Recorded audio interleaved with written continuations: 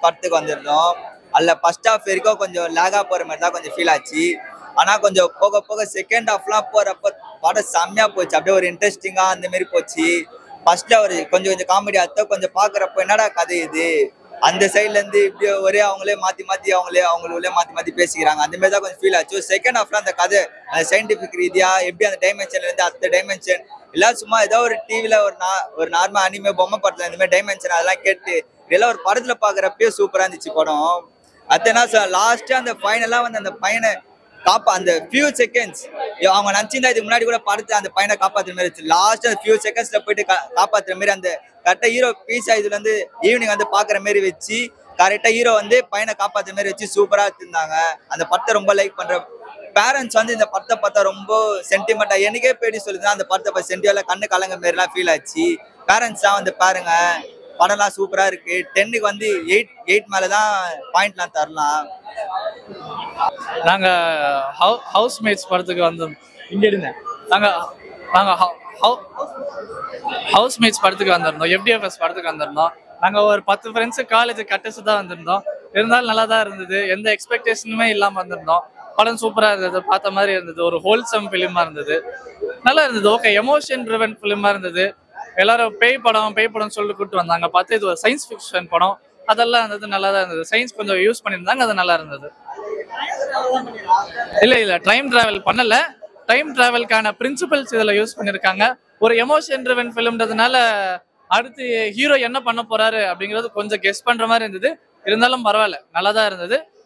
Okay, lock எதுவும் இல்லை, நம்ம வந்துட்டு கூட்டிட்டு போற மாதிரி இருந்தது. ஸோ நல்லா இருக்கு படம், குட்டா இருக்கு. ஸ்டோரி லைன் நம்ம எப்படி சொல்றது, ஆடியன்ஸ் தான் வந்து பார்க்கணும். பட் ஹாரர் நினைச்சு வருவாங்க. பட் ஹாரர் தாண்டி நிறைய விஷயங்கள் இருக்கும். அதுதான் ப்ரொமோஷன்லி சொன்னாங்க, ஹாரர் தாண்டி நிறைய சர்ப்ரைஸ் இருக்குன்னு. உண்மையாலுமே நிறைய சர்ப்ரைஸ் இருக்கு.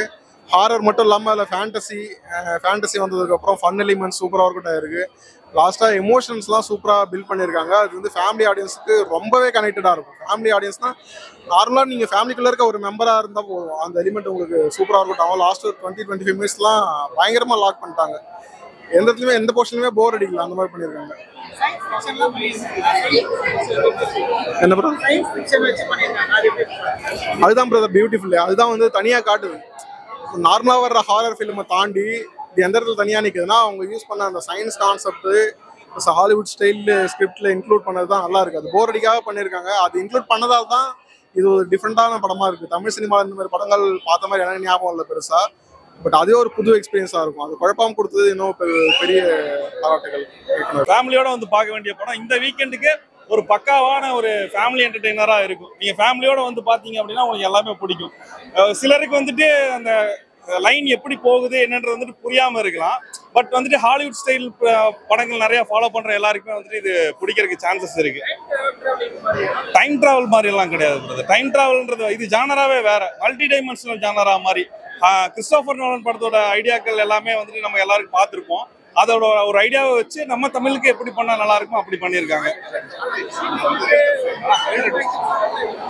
இல்ல டபுள் ஆக்ஷன் அப்படி சொல்ல முடியாது பிரதர். நீங்க படம் நல்லா இருக்கு, நீங்க வந்து பாருங்க.